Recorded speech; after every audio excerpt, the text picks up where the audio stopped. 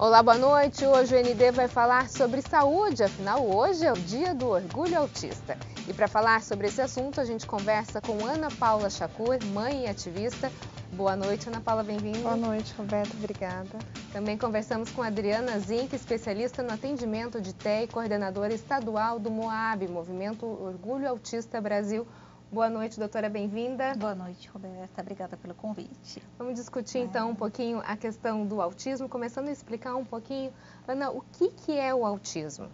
É um transtorno do neurodesenvolvimento que afeta basicamente o comportamento do indivíduo, onde existe uma dificuldade de comunicação e interação social. Ele pode ser considerado uma doença, doutora? Não, ele não é uma doença, né? Ele é uma desordem e essa criança ela tem alterações em áreas específicas. Então, ela tem algumas limitações em algumas áreas, essas limitações podem ser trabalhadas. Então, principalmente em comunicação, alteração social, relacionamento e muitas dessas crianças, o que entrou na última DSM-5, que é um manual de transtornos psiquiátricos, entrou para fazer parte de diagnósticos as alterações sensoriais que essas crianças têm. Então, são alguns fatores que essa criança precisa ser trabalhada para ter uma adaptação melhor às atividades diárias. Agora, existem níveis de autismo, é isso? Isso. Os níveis hoje eles estão classificados em 1, 2 e 3. E esses níveis eles são baseados na quantidade de apoio que esse indivíduo vai precisar para realizar suas atividades diárias básicas e se comunicar. É onde é verificado a gravidade desse nível. Agora, doutora, já que não é uma doença, mas é algo comportamental, né? Como é que a gente descobre que essa criança tem autismo? É fácil descobrir, fazer esse diagnóstico? Não, o diagnóstico ele é muito difícil, né? Então, assim, nós temos uma dificuldade enorme de médicos capacitados para o diagnóstico e por isso que a minha área é a odontológica, mas em relação à parte médica, esses médicos também estão recebendo treinamento para identificar mais precocemente os sinais de autismo. Infelizmente, em muitos casos, a mãe faz um diagnóstico prévio antes de encontrar um médico que feche um diagnóstico, porque ela busca informações na internet e por observação do comportamento, da forma como o seu filho age, ela acaba fazendo um pré-diagnóstico em casa. Agora, Ana, você é mãe de 2 crianças com autismo, é isso? Isso. Esse autismo, ele, em algum momento da sua vida, ele foi confundido com mau comportamento? Foi até hoje. Até hoje é o preconceito que a gente sofre justamente por ele não trazer características físicas em muitas vezes, né? É o comportamento que está afetado. Então, já tive momentos que estava dentro de um shopping e ela se jogou no chão e começou a chorar porque ela queria entrar numa loja e eu disse não para ela. E aí eu falei, eu tenho que sustentar esse não até o final até ela acabar com essa crise. E eu percebi as pessoas em volta, mas aí eu me condicionei naquele momento a entender assim, não, é eu e ela, eu estou aqui sozinha e eu vou sustentar isso até o final, porque se eu ceder, ela vai entender que toda vez que ela se jogar no chão e fizer essa birra, ela vai ter o que ela quer. E o bacana é que assim, passou 5 minutos, eu sentei e falei para ela, eu não vou sair daqui enquanto você estiver fazendo isso. Até onde ela estava me entendendo. E aí tinha uma moça parada e depois ela veio e me contou que ela ficou ali, ela era psicóloga e ela veio me dar os parabéns por eu ter... analisando. E ela também falou assim, fiquei muito preocupada de alguém chegar até você e te repreender como uma mãe que não educou. Isso a gente passa em vários momentos, né? Hoje, embora ainda tenha esse preconceito, de 2012 para cá, com a legislação, com a internet, com todo o conhecimento, é um preconceito ainda mais... não tão sofrido, acho que como há 20, 15, 10 anos atrás. Mas será que talvez você também não esteja encarando isso de uma forma melhor do que alguns anos atrás? Já deu uma amadurecida. Exatamente. Vivência, com esse né? o apoio da própria equipe terapêutica que vai conversando com a gente enquanto família, de sustentar esses comportamentos, de dizer o não, né, de fazer todo esse trabalho, família e equipe. Isso é importantíssimo até para a gente condicionar e sustentar, né, emocionalmente isso, porque é constrangedor. Agora, a senhora, doutora, falou que esse diagnóstico ele é difícil exatamente porque não tem essas características. E na parte médica, existe um corpo médico capaz de diagnosticar isso numa primeira consulta? Vamos supor que os pais não saibam que o filho tem autismo. É possível detectar isso numa primeira consulta sem ter muito contato com a criança? Não, muito provavelmente numa primeira consulta não. Aí um pediatra, ele teria que ter um preparo, uma capacitação para o olhar sobre o autismo, suas características e tudo mais, e uma conversa com esses pais, e também são aplicados alguns questionários, né? Então ele faz tipo um checklist para saber se as características daquela criança estariam coincidindo com as características do TEA. E não sendo capaz o diagnóstico, então ele acaba encaminhando aquela criança para um profissional mais capacitado para o diagnóstico. Agora, hoje é o dia do orgulho autista, é isso? Isso. O que tem preparado? É legal a gente esclarecer essa coisa, porque é um nome que gera um pouco, às vezes, de orgulho, né? Porque, na realidade, não é o orgulho do autismo. O movimento ele foi idealizado nos Estados Unidos por famílias que tiveram sucesso na intervenção, e esses filhos adquiriram uma autonomia de vida adulta, em que eles falaram, então, a gente tem que celebrar essa intervenção. Esse programa foi um sucesso. E em 2005 chegou para nós, no Brasil, o movimento, e gerou muita dificuldade de entender o que era esse orgulho. Não era do autismo, mas do sucesso que essa pessoa conseguiu na vida adulta de vida autônoma. Transpor a dificuldade, na verdade, né? Exatamente. E que não é um trabalho de sucesso porque não só teve a intervenção adequada, mas a família foi participativa, ela tem que ser participativa. Se não tiver apoio da família, essa criança não vai evoluir, né? Então, a família, ela tem que ser uma família orientada, né? E é o que mais falta, assim, o suporte à família, né? Enxergar não é uma criança no espectro do autismo, é uma família que precisa de apoio, uma família que precisa de organização para ela poder guiar as terapias, dar os caminhos para aquela criança. Então, aquela criança, ela vai desorganizar se ela não tiver um equilíbrio, né? E esse equilíbrio quem dá é a família. Então, se você está num ambiente desequilibrado, desestruturado, aquela criança vai ser reflexo do ambiente como qualquer criança típica. Mas a criança no espectro, ela desorganiza por estar em ambientes não adaptados. No próximo bloco a gente continua a falar sobre o autismo, mas antes eu tenho um recadinho para você. Você quer mais programação, mais imagem, mais empolgação na sua casa? Chegou o novo pré-pago da Claro TV. Esse aparelhinho aqui vai levar muito conteúdo para sua casa. Com ele você tem um monte de canais. Tem muito filme, série, esportes, programas infantis, tudo com uma imagem linda. E sabe o que mais? Claro TV pré-pago não tem mensalidade. Você recarrega quando quiser e puder. Se interessou? Ligue para 0800 205 1155. Essa caixinha mágica é toda sua por 12 de R$ 8,00, com antena com tudo. Quer na sua casa? Ligue agora para 0800 205 1155. Vai em alguma loja da Claro ou em um ponto de venda perto de você e pede Claro TV pré-pago. Leve essa empolgação para sua casa. É novo, é empolgante, é inteligente. Claro, você merece o novo. O ND está de volta e o nosso assunto de hoje é autismo. E sobre isso a gente conversa com Ana Paula Chacur, mãe e ativista, e também com Adriana Zinck, especialista no atendimento de TEA. Bom, queria conversar agora com a doutora Adriana. A senhora é conhecida como encantadora de autistas, é isso? Foi. Que história é essa? Então, essa história aconteceu em 2008, 2009, num atendimento que foi realizado numa universidade em São Paulo, num menino que hoje já está um rapaz no espectro do autismo e que a mãe relatava que ninguém conseguia atendê-lo porque ele nem entrava ao ambiente do consultório, né? E aí, com algumas técnicas de condicionamento e manejo, nós conseguimos colocá-lo para dentro da clínica e o atendimento na época foi realizado no chão, porque ele não sentou na cadeira do dentista, mas o problema dele era realmente a cadeira, né? E não a parte sensorial do atendimento odontológico do toque em boca. Então, no chão, do lado da cadeira, ele aceitou a abordagem e nós fizemos a adaptação, então, e ele foi atendido no chão.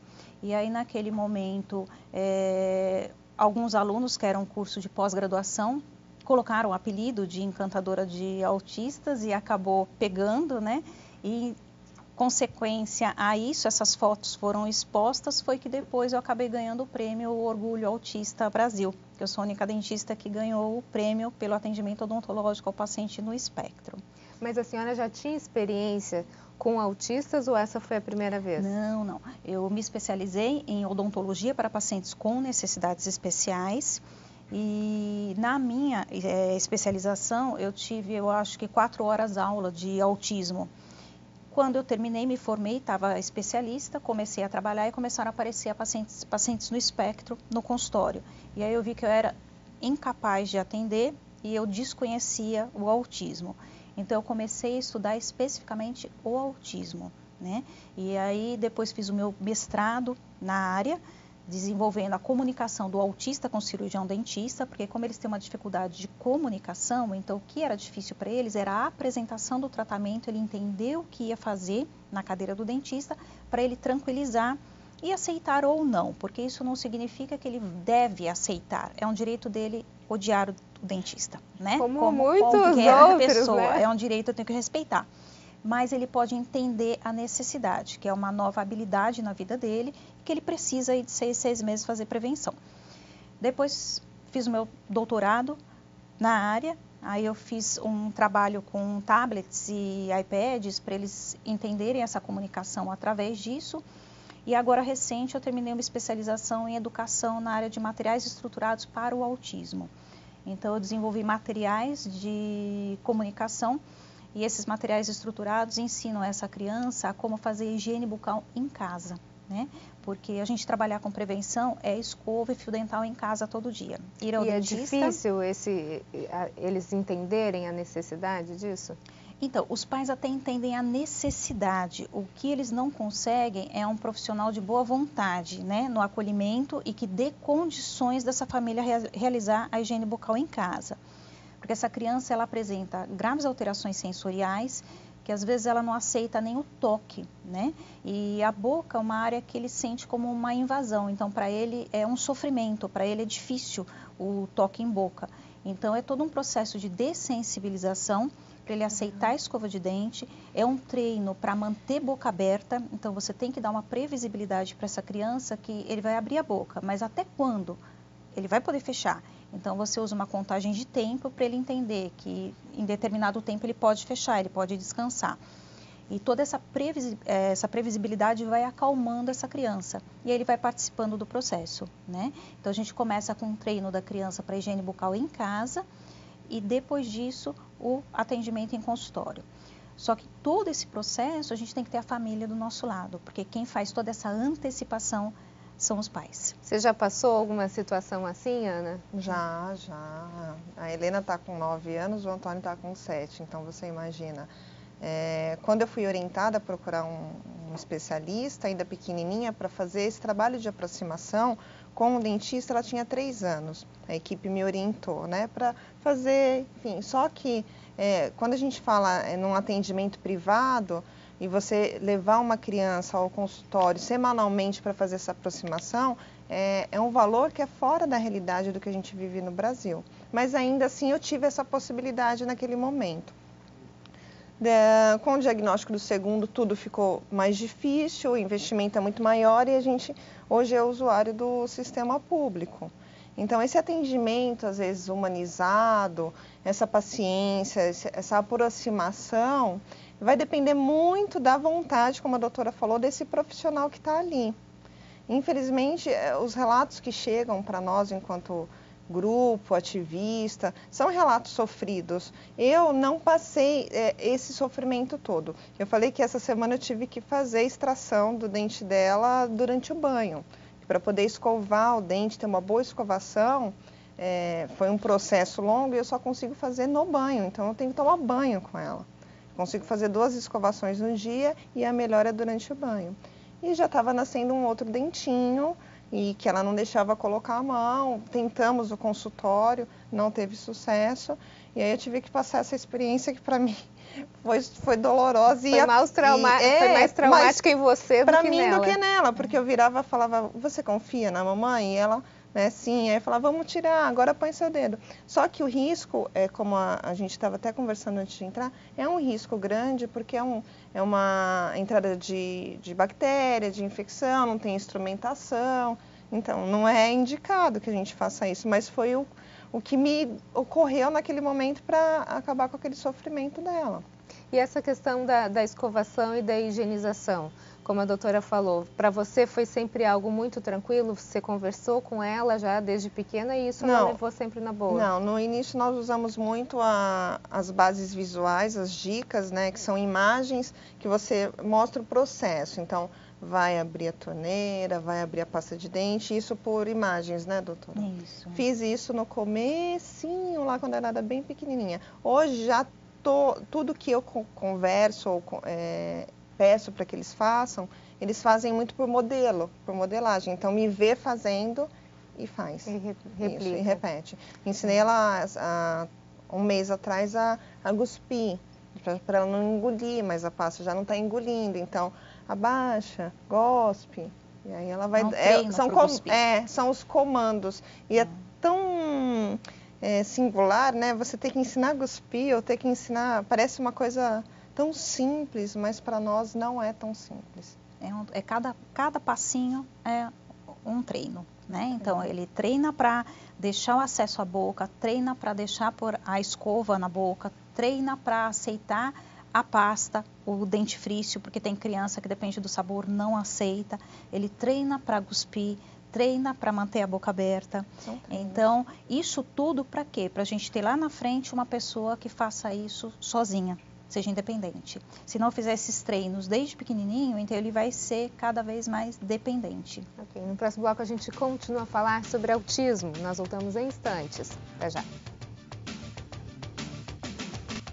O ND está de volta. O nosso assunto de hoje é autismo e a gente conversa com Ana Paula Chacur, mãe ativista, e também com Adriana Zinck, especialista no atendimento de TEA. Bom, como é que você vê, Ana, o relacionamento do poder público com as famílias? Você acha que ainda existe um certo preconceito em relação a isso? Existe porque, infelizmente, não sei se só no poder público, mas também em outras esferas, se eles não veem a família como participativa desse processo de intervenção. Na realidade, tudo acontece com a família, né?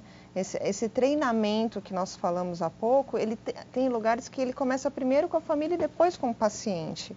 E ainda a gente se depara com a marginalização um pouco dessas mães, né? De não acreditar que são capazes de serem treinadas ou aprenderem a trabalhar para replicar o que é feito dentro de um consultório, dentro de uma clínica, em outros contextos, porque eles estão com a gente a maior parte do tempo. Muitas de nós deixamos nossos trabalhos, nossos empregos, para nos dedicar a esses cuidados. E o que a gente almeja é que eles tenham uma autonomia para viver sem nós. E vai depender também, lógico, não pode deixar de falar muito do nível e da gravidade do autismo. Sim. Mas eu falando da minha experiência, que eu tenho uma filha que tem um autismo moderado, que não tem autonomia total, eu preciso o tempo todo fazer esse treinamento. Mas eu fui buscar isso, ninguém me deu. E quando a gente fala, eu sou especialista em autismo enquanto família, é porque você não sentou apenas na frente do computador ou comprou um livro e foi saber o que. Não, você observa diariamente tua criança. Eu busquei estudos, congresso, workshop, tudo para entender e para poder fazer o próprio convencimento do poder público de entender a necessidade que eles têm desse atendimento tão específico. Agora, doutora, como é que esses profissionais podem ajudar essas famílias? A família, ela tem que ser encarada como coterapeuta em qualquer terapia, né? Então, no tratamento odontológico, nós consideramos a família coterapeuta, por isso que é ensinado à família como fazer, né? Então, todas as técnicas de antecipação, todos os materiais adaptados são dados para essa família, para que eles façam essa prévia do tratamento. E com relação a serviço público, né, a gente tem uma dificuldade no SUS, porque a porta de entrada seria a UBS, então a gente teria que ter uma capacitação desse profissional da UBS, no acolhimento da pessoa, não só da pessoa no espectro, da pessoa com deficiência ou do paciente com alguma necessidade especial. E aí, na sequência, ele pode, se esse atendimento não conseguir ser realizado ali, ele pode ir para um atendimento num centro de especialidades odontológicas e dali ser indicado para um atendimento em ambiente hospitalar. Hoje nós temos a possibilidade de um paciente não colaborador de atender com algum tipo de restrição física, né? Então, a restrição física, às vezes, ela é encarada de uma maneira ruim, quando é visto as faixas de restrição, mas às vezes é a única forma de tratar. Ou seja, o paciente fica amarrado. Ele fica em restrição física para conseguir ser atendido, não todos. Então, assim, o que acontece? A gente trabalha com a prevenção, porque para que esse paciente não chegue ao consultório no momento que ele precise de uma restrição física. Mas alguns pacientes chegam ao consultório com dor, então assim, eu recebo pacientes que literalmente chegaram com hematomas enormes na cabeça, porque estavam literalmente batendo a cabeça na parede por dor, e esse é um paciente que ele nunca vai colaborar com conversinha de sentar aqui, abre a boquinha, eu vou passar uma pomadinha e não tem conversa. Só que a restrição física, quando bem indicada, então se ele está em restrição e você tira a dor daquele paciente, isso é condicionamento. Então, próximas vezes, você vai conseguindo fazer o desmame da restrição e esse paciente pode ser atendido futuramente sem o uso da restrição.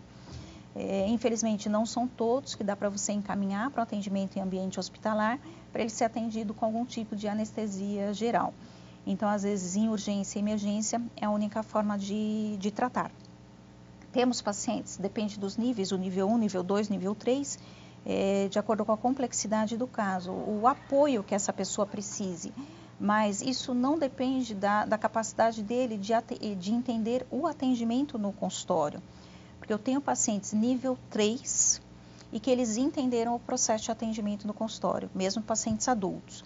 Então, isso é extremamente importante para a gente perceber que a pessoa com TEA, ela é capaz de aprender em qualquer fase da vida dela. Mas eles entenderam porque foram condicionados? Não.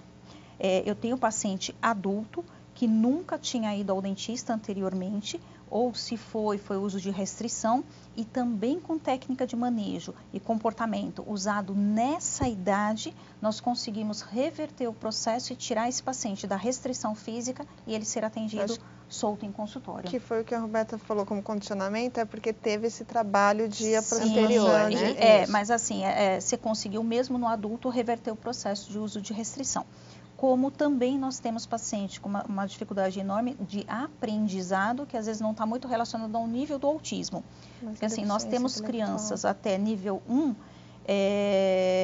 no autismo considerado um nível 1, que quando eu mostro uma figura para ele escovando o dente, ele não consegue entender aquela figura, ele precisa do concreto, ele precisa ver um fantoche, ele precisa ver um exemplo, porque às vezes ele não entende a figura, né?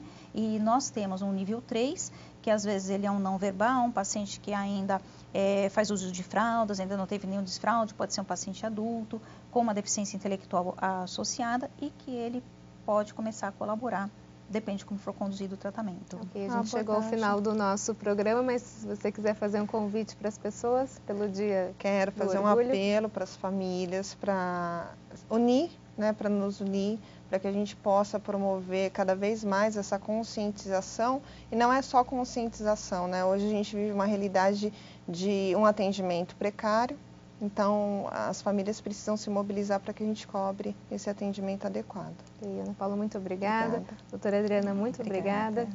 O ND fica por aqui, uma ótima noite para você. Até mais.